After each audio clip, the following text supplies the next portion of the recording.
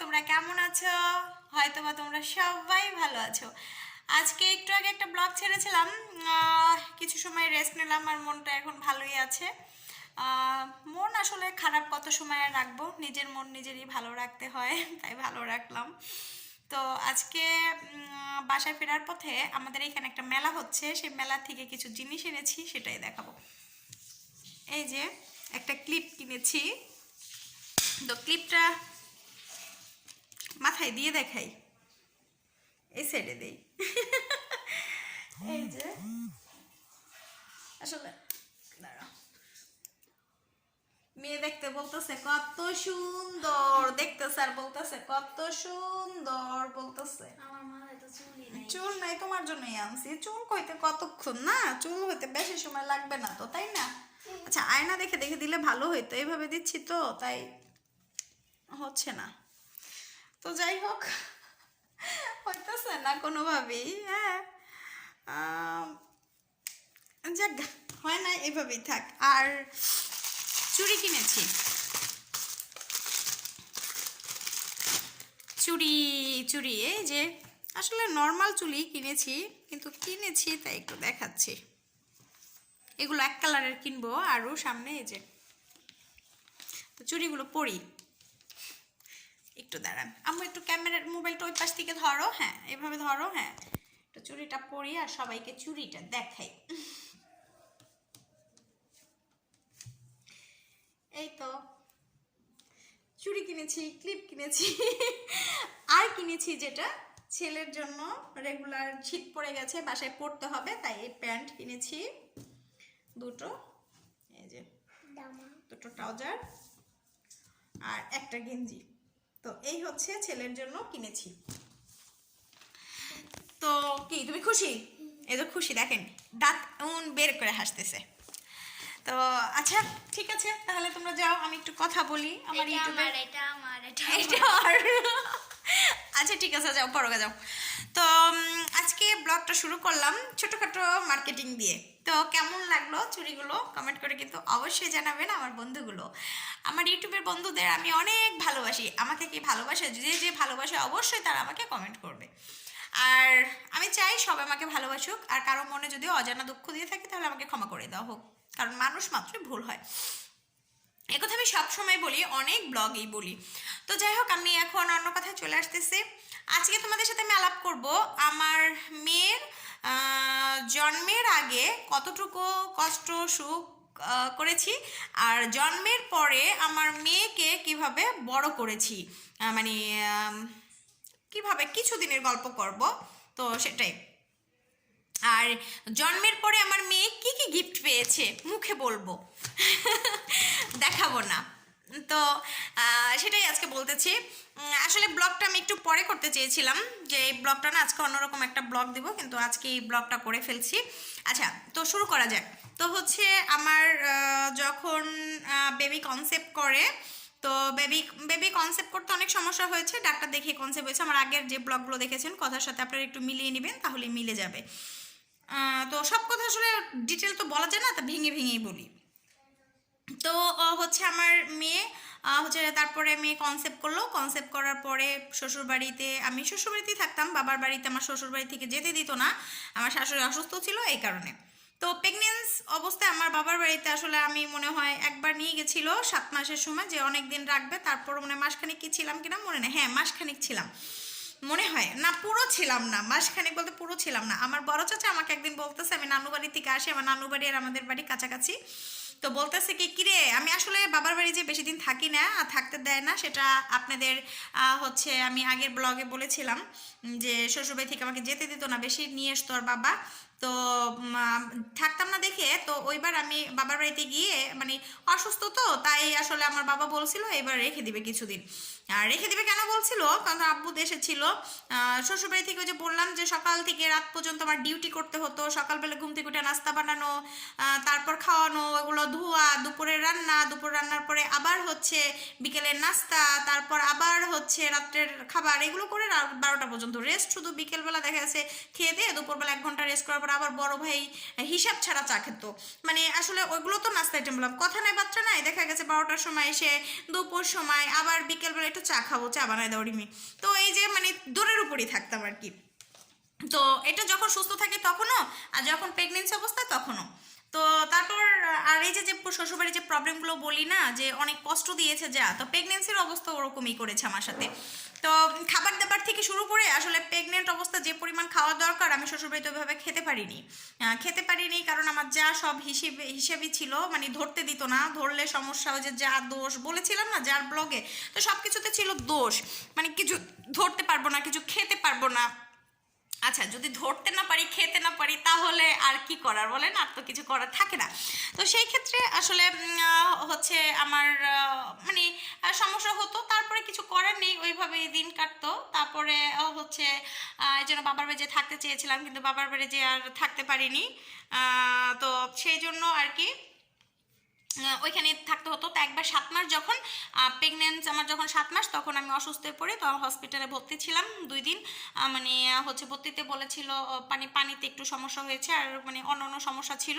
তো যে ডাক্তার, সে হচ্ছে আমার মামি শাশুড়ি, সে আমার মেজো মামা শ্বশুর, মানে মেজো শ্বশুর, যে যার কথা বলছি যে খুব ভালোবাসতো, সেই মেজো মামা শ্বশুরের ওয়াইফ, মানে মেজো মামিকে হচ্ছে বলেছে যে আচ্ছা, ও কি খাওয়া দাওয়া করে না, ওর বাচ্চার যতটুকু ওয়েট বাড়ার দরকার ততটুকু ওয়েট বাড়ে নাই কেন, এসব আর কি।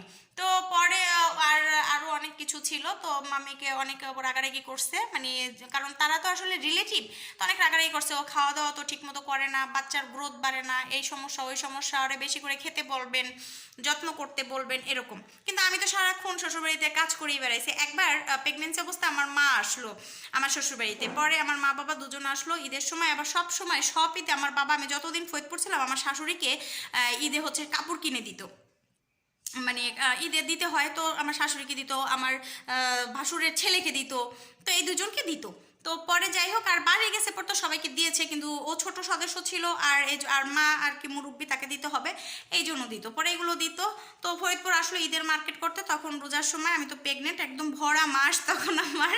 তো ওই মনে করেন রোজার ইফতার যখন মনে করেন, আর এরা না রোজা থাকে না, মানে বাসার ভাবির থেকে শুরু করে কেউ রোজা থাকে না, শুধু রোমেল 12টা 14টা রোজা থাকে, এরকম ভেঙে ভেঙে, মানে আমার দেবর আর আমার শাশুড়ি রোজা থাকে, আর আমি থাকতাম, আর কেউ রোজা থাকে না।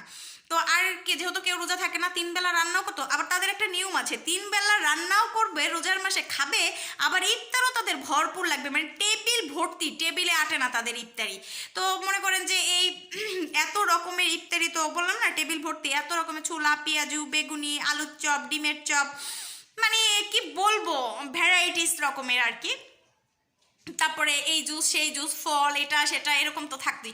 তো তারা এই সব খেত আর কি, রোজাও থাকতো না, আবার ইফতারও করতো ভরপুর, তো এগুলো করতো। তো এইসব আবার প্রেগনেন্ট অবস্থায় মনে করেন হচ্ছে রোজা ছিলাম আমি মিথ্যা কথা বলবো না, আমি প্রেগনেন্ট অবস্থায় সব রোজা থাকতে পারিনি, কয়েকটা ছিলাম। তো এমনিতে আমি সবসময় রোজা থাকি, তো সেটাই বললাম, ওরা কেউ রোজা থাকে না, কিন্তু হচ্ছে আমি থাকি আর কি, সেটা বলছি। কিন্তু প্রেগনেন্ট অবস্থায় আর কি কয়েকটা ছিলাম না, এরকম আর কি, ভেঙে ভেঙে আর কি।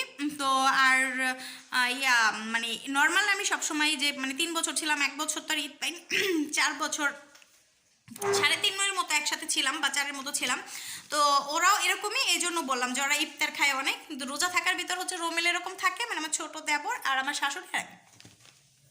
তো এই তো গলা শুকে আসতেছে। তো তো আমার মা এসে দেখে কি, মানে ইফতার বানাচ্ছি, তারপর ইফতারের পরে এত প্লেট, সেগুলো ধুচ্ছি, তারপরে হচ্ছে আবার রেস্ট, মানে আবার রেস্ট নিব, কি ইফতারের পর আবার সবাই চা খাচ্ছে, হ্যাঁ এরকম, মানে একটা বিশাল না, প্রেগনেন্ট অবস্থায় শেষ সময় শরীরটাও ভালো থাকে না। তো কিছু বলেনি। তারপরে যখন রাত্রে সেহরির জন্য আবার রান্না করতে হয়, তখন আমার আব্বু আম্মু তো রোজা থাকবে, তো সেই ক্ষেত্রে আমার আব্বু অনেক ইফতারি বাইরে থেকে কিনে নিয়ে আসলো। তো তারপর হচ্ছে আপনার সেহরির সময়, এখন সেহরিতে কি খাবে, তরকারি নেই, বুঝছে তাদের বাসায় তো এমনি শর্ট সব কিছুই ওরকম অল্প অল্প রান্না করে। তখন ডিম হচ্ছে পোস্ট করে, তারপর হচ্ছে মশলা দিতেছিলাম, তখন আমার মা রান্না করে এসে বলতে, কি করতেছিস, আমি ইফতার সেহরি খাবে না, এই জন্য এটা রেডি করতেছি। বলতেছে কি, সেরি খাবো না, পানি খেয়ে রোজা থাকবো, মানে আর চিল্লাফাল্লা করতেছে। পরে হয়তো চিল্লানো শুনে রান্না করেছে, পরে আমার যা চলে আসা, বাসুর বেরোয় ড্রয়িং রুমে আসে, পরে বলতেছে কি হয়েছে, কয় কি না ইফতার সিয়ারিতে পানি খেয়ে থাকলো, এ করতে হবে না। পরে প্রথম বলছে সর আমি করি, পরে আবার এটা বলছে, পরে ভাই বলে যাও রিমি আমি করে দিতেছি, তখন বলতেছে।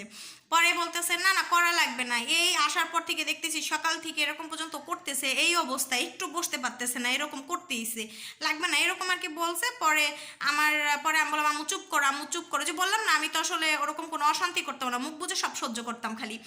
পরে আমি যখন চলে মানে হচ্ছে রুমের ভিতরে নিয়ে গেলাম ওইগুলো রেডি করে, তারপরে হচ্ছে দেখি আমার যা, তারপর হচ্ছে কি আমার দেবর, তারপর ভাসুর শাশুড়ি ড্রয়িং রুমে বসে মানে মিটিং করতেছে এই ব্যাপার নিয়ে আর কি, আলোচনা এখন বসে বসে।